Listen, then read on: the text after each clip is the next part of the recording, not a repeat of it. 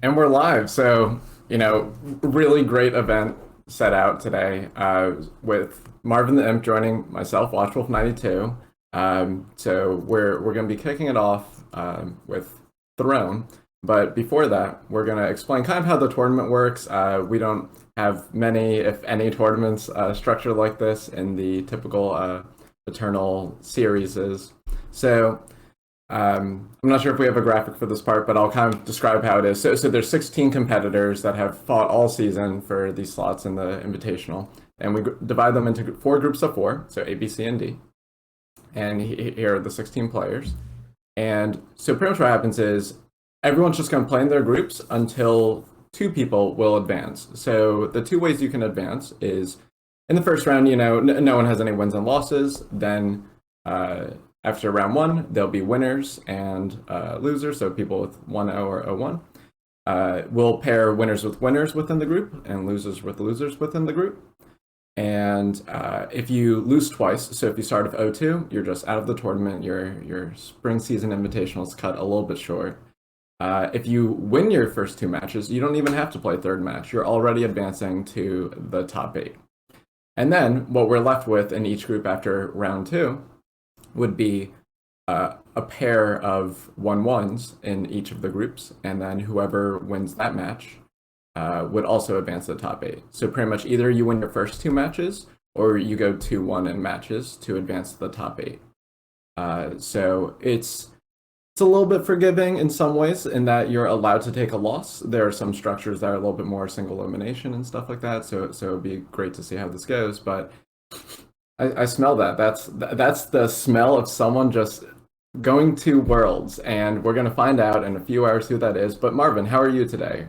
I am doing fantastic. And I really do feel like that we need to hype the fact that we have somebody that is going to go to Worlds at the end of this tournament. And that is darn exciting. So I'm pumped for this event today.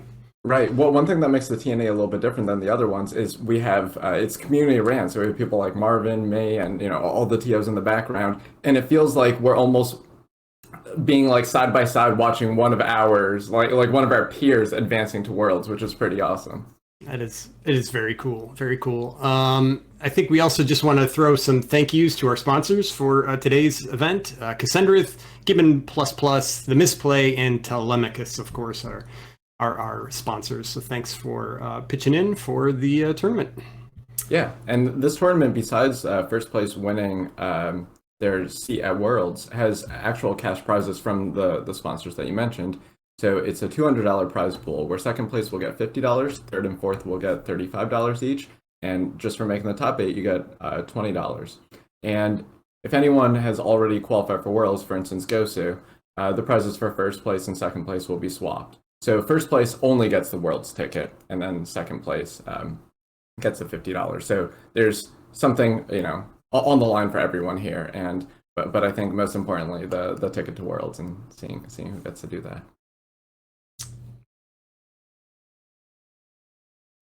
So for our first match, we're gonna be watching gozuuu versus Male, and we're gonna check out the deck list, and then Marvin can give us a quick rundown of how the respective decks work.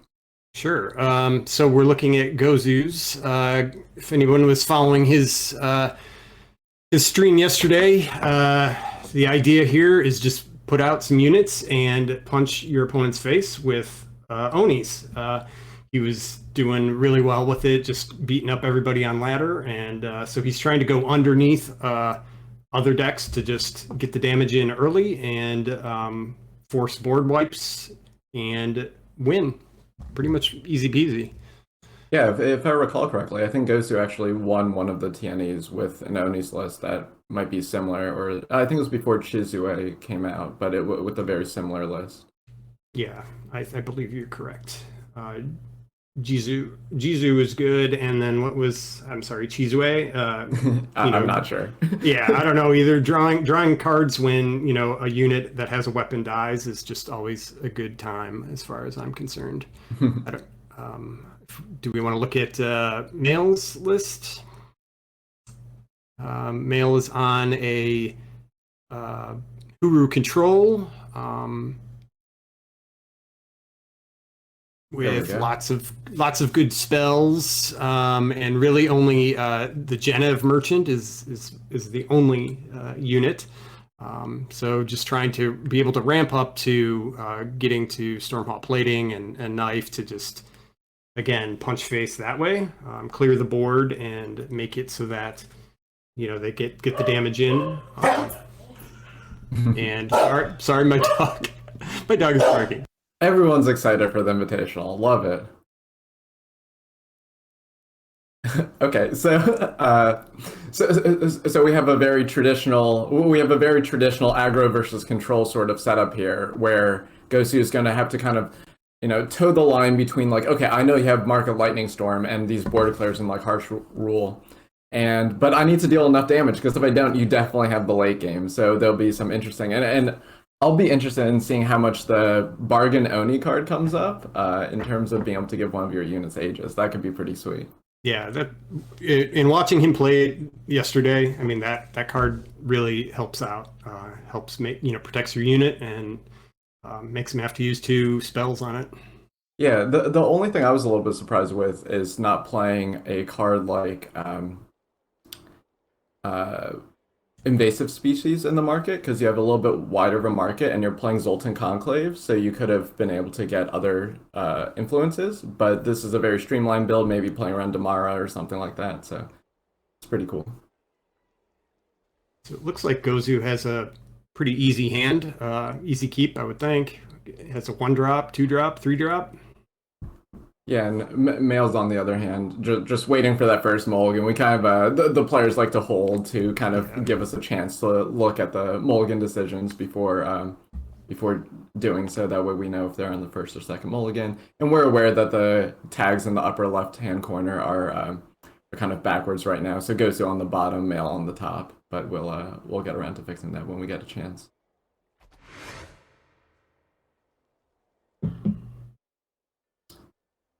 So, do you have any experience playing either of these decks, Marvin?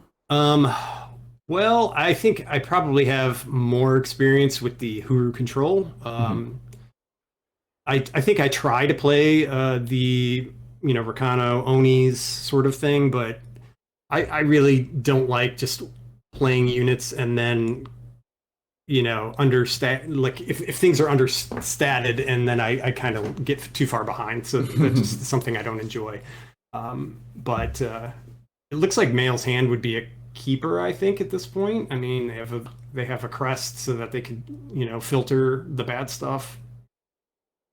Yeah, it's a little bit tough. So from Male's perspective, I believe they're going second. So just knowing that you don't have any of the early interaction makes it a little bit harder. Like if there's say like an Aurum Condemnation, I think it would be a very easy keep, but you kind of just risk like gozuu's average hand has a 1-drop into a 2-drop, so just knowing that you can fall behind pretty quickly in a way such that gozuuu would only have to commit maybe 2 or 3 threats, and then if you don't even have the 1-for-1 removal, then your board clear loses to kind of the follow-up of like, okay, I had 3 threats, you cleared the board, here's another 3 threats. So Yeah. we'll see how it lines up here. The spell out of the market, it's like press. press the advantage. Yeah. You have to hit with 2 or more Onis, so Yep. that makes it. It makes me think that you really need to get some sort of removal fast, right? Yeah, exactly. Or else the advantage will be appropriately pressed. And so especially here, it can be important because say if you press the advantage on something like Kazuo, then it increases your probability of being able to invoke it and kind of just like be able to kind of produce some card advantage in your deck that you wouldn't expect to otherwise. And we kind of see that in the Quartermaster here, just kind of replacing itself. So, Male's just gonna draw cards and just really hope, and well, they also need the 3rd Justice sigil in order to clear the board. Right, so it's gonna be a problem. in theory, you would be able to inscribe the plating if you think things are getting a little bit dicey, and that buys you some time. I like the Kazuo activation here, so you know that you're I said a little bit earlier, but like the three threats is kind of the sweet spot where you have enough things that are able to pressure Male's life total, but you don't fall behind if they play a single Defiance or something like that. So we see that activation here. Another line could have been to press the advantage, as we were talking about earlier, but kind of just valuing and being able to plan the turns better if you invoke the Kazuo there. And they're not going to be able to clear the board at this point, so you're pretty much clear on the press the advantage for next turn. Yeah, so from Male's perspective, it's kind of interesting. So maybe you want to Boundless Knowledge just to not kind of do nothing this turn, but instead valuing the life total, which I think you have to here. And since you have Wisdom, they're like effectively the same card. So just trying to keep their head above water. So if you're gozuuu, what card are you going to press the advantage on? Probably the Quartermaster. You have other units in your deck or ways of putting weapons on your units, so it kind of like produces this engine. But I wonder if gozuu's considering just not pressing at all. We see the pause here, so just kind of thinking about how to pace things. It is true that if you connect with the Scrivener, you're able to get more weapons down. So I think we're just seeing a little bit more deployment for that, and then, yeah. So here you get to effectively draw a card for each of those. Yeah. Oh, sure. Just draw 5. Why not? Right. So wow, that's a large part of what gives the Oni's deck the edge in this advantage is that when you have these Quartermaster draws, and it doesn't have to be Quartermaster. Like there's a few other units that allow them to get ahead, but specifically Quartermaster. You get to like have it all. You get to have a board presence and like the reserves in order to punish any like board clear. And Fall of the Spire is probably Male's like best card in those situations because it can prevent a follow-up. But you can see that there's no Battlefront Dashers in play, so gozuuu knows that they're able to like follow up with a charge unit, and then here with the Aegis, allowing this to be able to stick around. Just very difficult for Male to deal with. We actually see the Stormhalt plating, or sorry, not Stormhalt plating, the knife being able to just gain 5 health effectively. Yeah, gaining 5, especially with the charge unit coming, makes a lot of sense. Unfortunately, these finest hours are going to spell doom, and the Aegis ultimately not mattering because they ended up being finest hours instead of torches, which is kind of a pretty funny thing. Oh yes, because of the Fall of the Spire, you can only play one of them, so it's not actually over. My apologies. Oh, that's right. Yeah. All right. Well, I mean, unless Male draws a harsh rule, it looks like it would be over. And he does. They top decked that, right? That wasn't in their hand. Yeah. I mean, you don't play these decks to not top deck, right? And the best part is, like, gozuuu doesn't even know. I called it. Yeah. It's hilarious.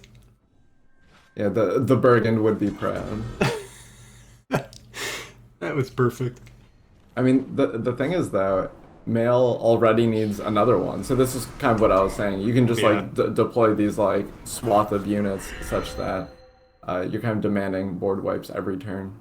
Oh, but this one gets another one. You get Lightning Storm. Lightning Storm, yep. Wow. Lightning Storm clears that. So Male's starting to slowly claw back into this one. We do see this finest hour, but that's just going to cause a trade with the Genève merchant. They did play the plating for power to give him the 2 armor. So I wonder what's on top. Yeah, so we see the crest there because if there's another finest hour, then you still live. through that, or a lunar claw, because you have 4 total health if you account for the armor, so you don't have to play the painting there. Do I make this look easy? I don't even know that card's name. You're gonna have to help me I out, don't know. Marvin. I'm so bad with card names, but I know that like each time it attacks, it gets +1. You are a constructed specialist, and that seems a little bit more like a limited card. Yeah, I mean I've seen it. I'm so bad with card names, though. Honestly, that's like my downfall. That's why I'm glad you're here. Wait, Calling the names. you expect me to know the? Oh no, blind Well, leading the blind here. hey, you knew Scrivener, so I was like, wow, if you know Scrivener, that's you know what you're talking about. I'll be honest, I didn't know its name beforehand, and I just read all the deck lists before we went on there. So the Yeah, problem but you is, memorized it. oh, I also have the deck list up. I have 3 screens. Something else about So I'm willing to downplay this as much as possible. But the problem is I can't get the invoke cards because they're not on the deck list. So what So- would they get? Savage Incursion, maybe? Mhm. Yeah. Yeah, it's Kill definitely that. your best line here, and it even gives you a route to recovery, which is really nice. Oh wow, the knife wow, is huge nice. there. That's awesome. Okay, so has the tide turned now, I think? I think we're very close to the point of no return. Mail really just uh, kind of threading the needle here and really showing off the stuff. I think we're not going to see the Genève merchant attack. You just kind of want to be able to trade off with like a Battlefront dasher off the top. Like you want to play Boundless Knowledge this turn if possible. Yep. GG's. That was a crazy crazy game, I think, because it looked like gozuuu was in control for a good portion of it, and then nope. And that's also one of the games that, when you're watching from our vantage point, is almost more hyped because we knew that Mail top decked that harsh rule. Right. Whereas from Gozu's side, it's just like, oh my god, you had like 5 cards in hand. Yeah, obviously you just played the board clear. And like maybe that's even better from Gozu's perspective, that there's like no chat and stuff like that to like say like, oh, by the way, I top decked this thing. Because then like you can kind of like keep your mind in the game. You don't have to worry about like I know sometimes in card games there could be emotional swings for certain players, especially with this much on the line. Yeah. And I think it's better this way for Gozu. So just to, I guess, remind folks that in between games, they're going to have to be choosing. So gozuuu has to be on the play this turn, right? Mm-hmm. Because he lost. So it may take us a little bit to get into the next game, since they're going to be like queuing up and finding out which one they. So Yeah. we're going to look at their biographics that TNA put together this time. I think the most notable achievement is the most important one thus far, that he's the only player to 28-0 and open in the qualifier. This was during when we were doing, I guess this was before this year, right? So this was last year when we had to go through and play 28 games. 28-0, that's amazing.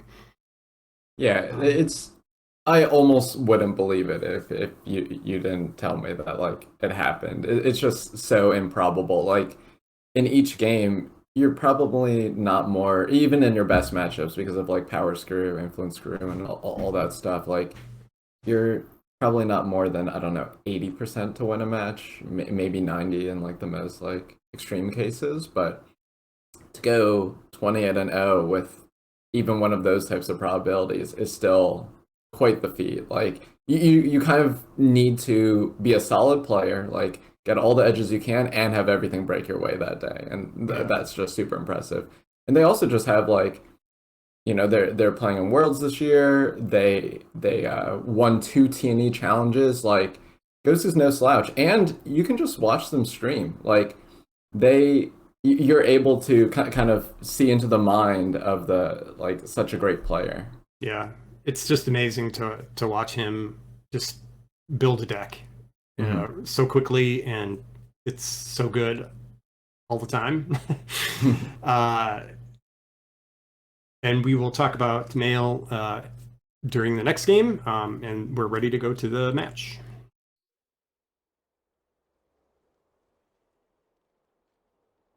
So it looks like gozuuu has another 1-drop, 2-drop hand, which is pretty much all you want. Like it doesn't have to be much more than that. From male side, we kind of see something Again, similar to the one first power.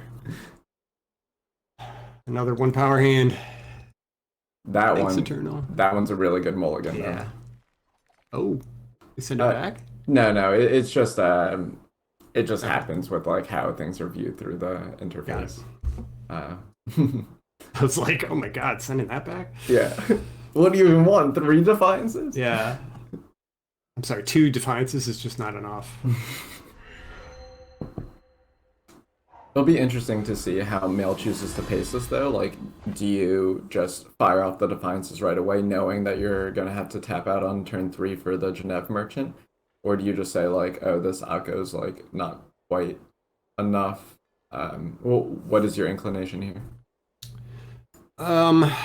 Like, you know, not knowing what gozuuu has in hand. I mean, maybe it is just get rid of it, but you know, knowing what. Oh, so he played it. Right. So Akko Oh. gives themselves the Yeah, 1-2 that's right. weapon. So yeah, it's kind of interesting. Like, you can even make an argument to not attack. That way you can get the weapon off of Quartermaster. Like, does the one, I guess it's 2 points over time, like, really matter? Well, you know, I guess you also want to make sure that that gozuuu doesn't have two onis on Hmm. board hitting. So I could see clearing the board, you know, clearing them as they come. Hmm. And I mean, Yeah. if you are going to Gen F Merchant, you're probably going to get Lightning Storm first, right? Hmm. Yeah, so just recapping what the market options are for Mail. There's Lightning Storm, Royal Decree, Vision of Austerity, Savage Incursion, and Scourge of Frosthome. So yeah, it definitely seems like a card like Lightning Storm or Savage Incursion would be ones that you would get with the first and second merchant, respectively. That was smart to play the Dasher and then have that pump the Quartermaster. Quartermaster. Right. So you could have instead pumped the Artisan and then get in some more points of damage, but the Quartermaster's just more valuable to you, and then you have more leftovers. And it just makes the Lightning Storm less effective, and you know, Mail got rid of it now. Hmm. So they spent a merchant to grab it and then just shipped it back. Yeah, that's kind of an interesting situation. You could have made an argument for um, sending the tome to the market. That way you just make both power and non-power good draws. Meanwhile, here you're kind of in a spot, like sure you have the boundless knowledge, so if you get to 8 power, that's fine, but in the very short term, like the next 2 to 3 powers are like borderline useless. So it's just an interesting consideration there. So gozuuu sends in the Dasher, and they just trade with the merchant, and you know, it's pretty clear now to Mail that there is no Trixies going on. Mm-hmm. Yeah, so I think you might still play a Savage Incursion here. The reason being, there could be various like weapon cards that you wouldn't be able to interact with, and then it might even put the Quartermaster out of range, forcing you to Harsh Rule.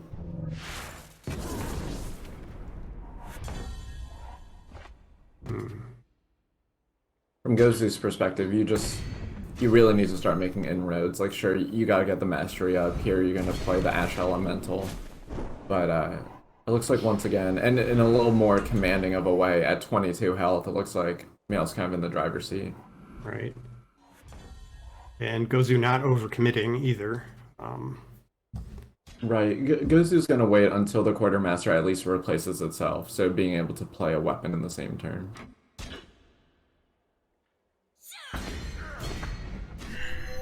Next turn, the Artisan would hit its mastery. Hmm. So then we can expect next turn maybe they would play the quartermaster. So it only gives it exalted, so the artisan would have to die for the quartermaster. Oh, that's right. I'm sorry. It's fine. It's the other one. I was thinking it was the Scrivener. That's what I was thinking. It's okay. Yeah. They're all, 2-drop Onis, right? But no, it's all good. So 2-drop Onis I don't play. yeah. You gotta, leave your comfort zone sometimes. It'll make you better at the other decks that you like playing. Okay. Harsh roll here. Okay. Yeah, so the harsh rule makes sense because you end up in a spot where things kind of just get shuffled around with Exalted, and you kind of can't trade off your 1-for-1. And by playing the board clear sooner, if Gozu only follows up with a single unit, then you're able to just play a card like Stormhall Plating or earn Condemnation on it. But if they deploy multiple things, then you're able to just board clear again.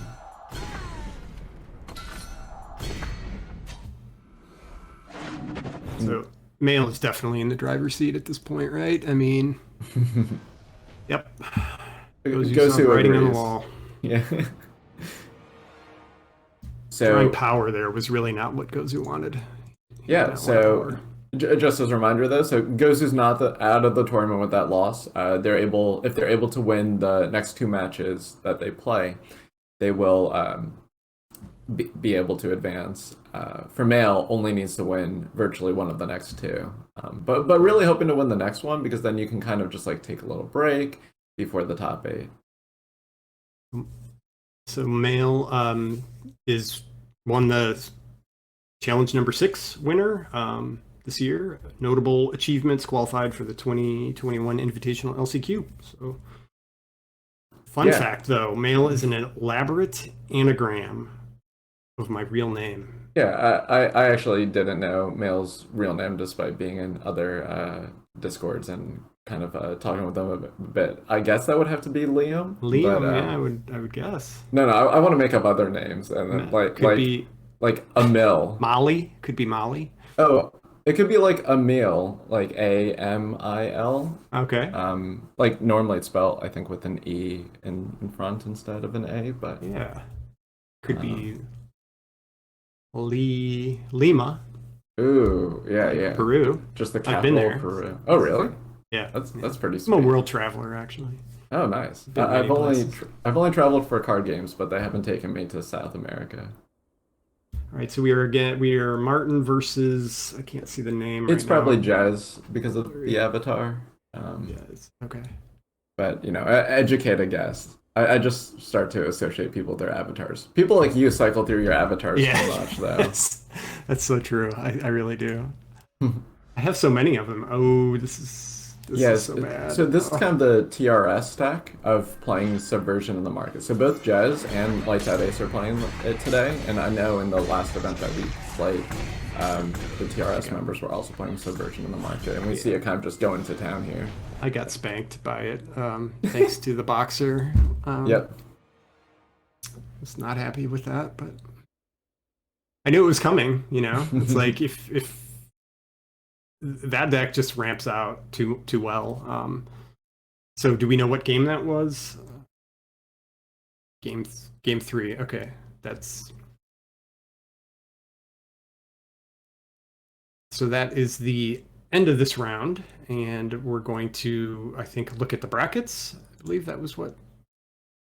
After a quick break. Sorry, I'm getting things in my ear and I'm trying to spit them out as it's coming in. The voice of God is just hard. You just need to internalize right it here, and then speak. right on my shoulder. Yeah, exactly. All right, so we'll head to a break.